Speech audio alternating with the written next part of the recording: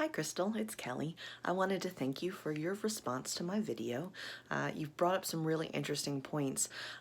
You mentioned how you had compared 3 different lengths of informed consent off of that one site.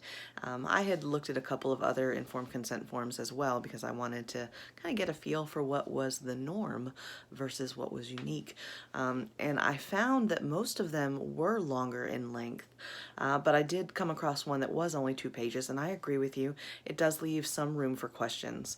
And I do understand the importance of the length and the in-depthness of an informed consent form, if for no other reason than to cover yourself legally, because we know we are a very litigious society, and you want to cover ourselves and our liability as much as the safety and security of our clients.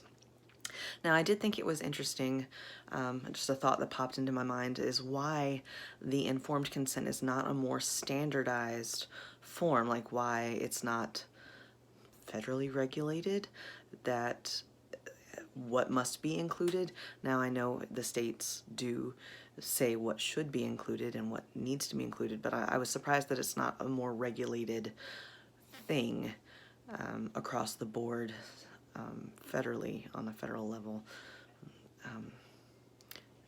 I find that interesting. Secondary thoughts. I did like what you said about having questions versus not having questions, and again, the thoroughness. It is important that we include as much as possible. Also found it interesting that you mentioned it is an ongoing process. As your treatment of a client changes throughout the process, it makes sense that the informed consent would change as well as your treatment processes also change and develop. So that's an interesting point and something definitely worth keeping in mind.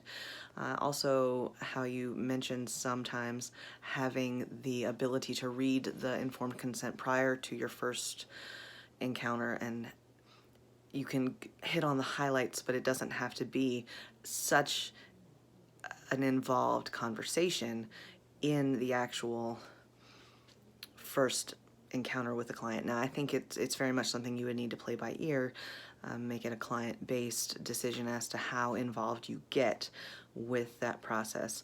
Some clients you do need to go line by line over all 8 pages. Some clients you can trust that they read it and will ask you questions, but I think you do have to feel that out as you go. I'm looking at my notes. I think that covers everything that I thought about during your video. I want to thank you again for your response, and I look forward to hearing more from you in the future. Have a good day.